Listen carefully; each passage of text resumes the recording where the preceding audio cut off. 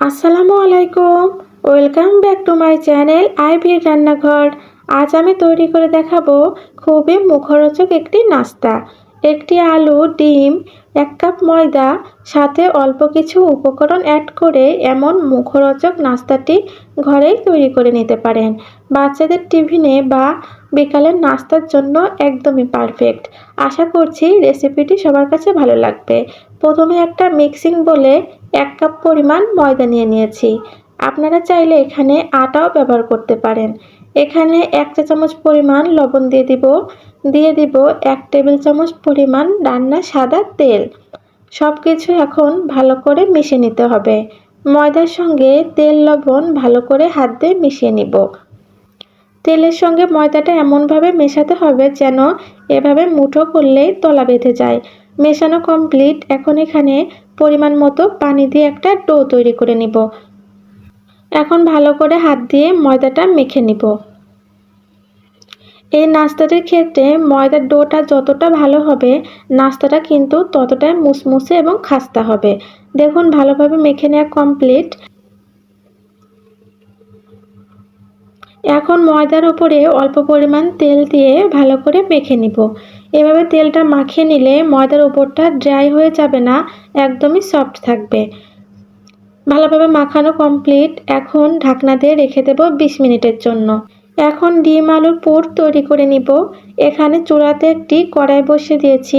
এখানে পরিমাণ মতো রান্নার সাদা তেল দিয়ে দিব। এখানে কিছু গোটা জিরা দিয়ে দিব। জিরাটা হালকা একটু নেড়েচেড়ে এর মধ্যে 2টা বড় সাইজের পেঁয়াজ কুচি এবং 2টা মরিচ কুচি দিয়ে দিব। দেখুন এখানে আমি একটা আলু এবং একটা ডিম সিদ্ধ করে ওপরে খোসাটা পরিষ্কার করে নিয়েছি। এখানে পেঁয়াজটা হালকা করে ভেজে নিয়েছি। অতিরিক্ত ভেজে লালচে করার প্রয়োজন নাই। এখন এখানে 1/2 টেবিল চামচ আদা বাটা, 1/2 টেবিল চামচ রসুন বাটা দিয়ে দিব। সব কিছু ভালো করে ভেজে নিতে হবে যেন কাঁচা গন্ধটা না থাকে। আমার ভেজে নেওয়া হয়েছে। এখন এখানে 1 চা চামচ লবণ, 1/2 চা চামচ হলুদের গুঁড়া, 1 চা চামচ মরিচের গুঁড়া এবং 1 চা চামচ পরিমাণ ভাজা জিরার গুঁড়া দিয়ে দিলাম। সব উপকরণ ভালো করে নেড়েচেড়ে ভেজে নিয়েছি। এখন অল্প পরিমাণ পানি দিয়ে দিব মশলাটা কষানোর জন্য। 1 মিনিট মতো নাড়াচাড়ার পর মশলাটা কষানো হয়েছে। দেখুন ওপরের তেলটা ভেসে উঠেছে। এ পর্যায়ে এখানে আলু দিয়ে দিব। আলুটা আমি ভালো করে চটকিয়ে নিয়েছি। আলু দিয়ে মশলার সঙ্গে ভালো করে মিশিয়ে নিব। আলুর সঙ্গে মশলাটা ভালো করে মিশিয়ে নিচ্ছি। কিছুক্ষণ নেড়েচেড়ে মেশানো হয়ে গেলে এখানে সিদ্ধ ডিমটা দিয়ে দিতে হবে। ডিমটাও কিন্তু আমি এভাবে ভেঙে দিয়েছি।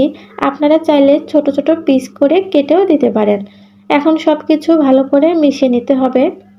সব কিছু মেশানো হয়ে গেলে এখানে আমি অল্প পরিমাণ ধনিয়া পাতা কুচি দিয়ে দিব। এভাবে ধনিয়া পাতা কুচি দিলে পুরের স্বাদটা কিন্তু দ্বিগুণ বেড়ে যায়। ধনিয়া পাতা দিয়ে ভালো করে নেড়েচেড়ে মিশিয়ে নিয়েছি। দেখুন পুরটা কিন্তু পুরোপুরি কমপ্লিট। এখন চুলা থেকে নামিয়ে নিব। ডিম আলুর পুরটা এখন চুলা থেকে নামিয়ে ঠান্ডা করে নিব। এদিকে ময়দার ডোটা পারফেক্ট হয়েছে কিনা দেখে নিব। দেখুন ময়দার ডোটা কিন্তু অনেক সফট হয়েছে এবং পারফেক্ট হয়েছে। এখন এদিকে একটি পিঁড়ি নিয়ে ময়দার ডোটা আবারও কিছুক্ষণ ভালো করে মথে নিব। দেখুন আমি ভালো করে মথে নিচ্ছি। হাত দিয়ে এভাবে মথে গোল করে নিতে হবে। আমি এভাবে গোল করে নিয়েছি। এখন একটা ছুরি দিয়ে সমান 4 ভাগে ভাগ করে নিব। 1 কাপ ময়দা দিয়েই 4টা লেচি বের হবে এবং 4টা নাস্তাই তৈরি হবে। আপনারা যদি বেশি পরিমাণে তৈরি করতে চান সেক্ষেত্রে আলু ডিমও বাড়িয়ে নেবেন এবং ময়দার পরিমাণটাও বাড়িয়ে নেবেন। এখন দেখুন এই 4টা লেচি আমি ভালো করে হাত দিয়ে গোল করে নিব। লেচিগুলো এভাবে হাত দিয়ে গোল করে নিতে হবে। আমি সব কয়টা লেচি এভাবে গোল করে নিব। দেখুন সবকটা গোল করে নিয়েছি। আমি একটা রেখে বাকিগুলো একটা বাটিতে নিয়ে ঢেকে রেখে দিব। এতে করে ডোগুলো ড্রাই হবে না, পারফেক্ট থাকবে। এখন এখানে অল্প পরিমাণ গুঁড়া দিয়ে একটা রুটি বেলে নিব। রুটিটা এমনভাবে তৈরি করবেন যেন অতিরিক্ত পাতলাও না হয়, আবার অতিরিক্ত মোটাও না থাকে। আমরা সাধারণত যেমন রুটি তৈরি করি তার থেকে একটু পাতলা করে এই রুটিটা তৈরি করবেন। এতে করে নাস্তাটি কিন্তু ভালো হবে। দেখুন আমি রুটিটা তৈরি করে নিচ্ছি। দেখুন রুটিটা তৈরি করা আমার কমপ্লিট। রুটিটা কিন্তু বেশি মোটা করবেন না, সেক্ষেত্রে নাস্তাটি কিন্তু পারফেক্ট হবে না। এখন এখানে ডিম আলুর পুর দিয়ে দিব। পরিমাণ মতো ডিম আলুর পুরটা দিয়ে দিব। এখন চামচ দিয়ে একটু চেপে চারকোনা শেপ দিয়ে দিব। 1 কাপ ময়দা দিয়ে যেহেতু 4টা লেচি বের হয়েছে, সেজন্য আপনারা পুর 4 ভাগে ভাগ করে নেবেন। এতে করে 4টা রুটিতে পারফেক্টভাবে পুর দেওয়া হবে। এখন সাইডে একটু পানি লাগিয়ে নিচ্ছি, এতে করে ভাঁজ দিতে সুবিধা হবে। এখন সাইডের থেকে রুটি এভাবে নিয়ে আটকে দিতে হবে। আমরা যেমন পরোটা ভাঁজ করি ঠিক সেভাবে এই ভাঁজটা দিতে হবে। দেখুন সামনে থেকেও আমি ভাঁজটা দিয়ে নিলাম। অবশ্যই মুখটা ভালো করে আটকে দিবেন, না হলে কিন্তু খুলে যেতে পারে। এখন আলতোভাবে একটা বেলুন দিয়ে এভাবে বেলে দিব। দেখুন আমি হালকাভাবে এই কাজটি করতেছি, অতিরিক্ত জোরে করবেন না, এতে করে কিন্তু নাস্তার শেপটা নষ্ট হয়ে যাবে। আমার একটা নাস্তা বানানো কমপ্লিট। আপনাদের বোঝার সুবিধার্থে আমি আরেকটা করে দেখিয়ে দিব। সেমভাবে আমি একটা রুটি তৈরি করে নিয়েছি। এখানে পরিমাণ মতো ডিম আলুর পুর দিয়ে দিব।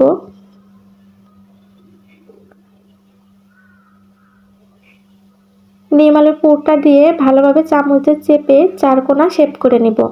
এভাবে পুরটা চারকোনা শেপ দিলে আপনাদের নাস্তার শেপটা দিতে অনেকটা সুবিধা হবে। দেখুন আমি চামচ দিয়ে ভালোভাবে চেপে চারকোনা শেপ দিয়ে নিয়েছি পুরের। এখন রুটির চারপাশ দিয়ে এভাবে পানি লাগিয়ে দিব।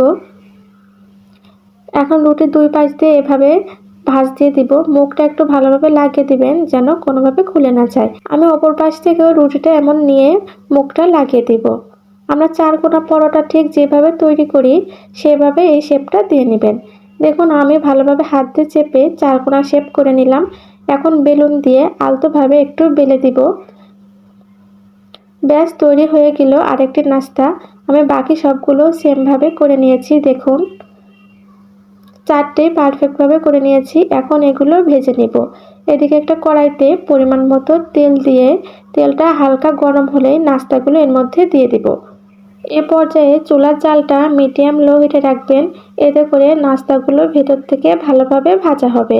অতিরিক্ত জালটা বাড়িয়ে দিলে ওপরে কালার চলে আসবে এবং ভেতরের অংশে কাঁচা থেকে যাবে। কিছুক্ষণ ভেজে নেওয়ার পর আমি আলতোভাবে উল্টে দিচ্ছি, এতে করে অপর পিঠটাও ভালোভাবে ভাজা হবে। দেখুন আমি ভালোভাবে উল্টে দিয়েছি। একটু ধৈর্য সহকারে এই নাস্তাগুলো ভেজে নিতে হবে। কিছুক্ষণ পর ফিরে আসলাম। দেখুন নাস্তাগুলো কিন্তু অনেকটাই ফুলে উঠেছে, কালারও ওপর থেকে চলে এসেছে। আমি আর কিছুক্ষণ জাল করে ভেজে নিব। এমন নিত্য নতুন রেসিপি পেতে আমার চ্যানেলটি সাবস্ক্রাইব করে রাখবেন। যারা ফেসবুক পেজ থেকে দেখছেন পেজটি ফলো দিয়ে রাখবেন, এতে করে পরবর্তী ভিডিও আপলোড দিলেই আপনাদের কাছে পৌঁছে যাবে। আমার নাস্তাগুলো ভেজে নেওয়া হয়ে গিয়েছে। এখন তেল থেকে তেলটা ঝরিয়ে উঠিয়ে নিব। দেখুন আমি 2টা নাস্তায় উঠে নিয়েছি এবং বাকি 2টা নাস্তা সেম তেলের মধ্যে দিয়ে ভেজে নিব। এভাবে উল্টে পাল্টিয়ে লালচে করে ভেজে নিতে হবে। আমার সবগুলো নাস্তা ভেজে নেওয়া কমপ্লিট। এখন চুলা থেকে নামিয়ে নেব।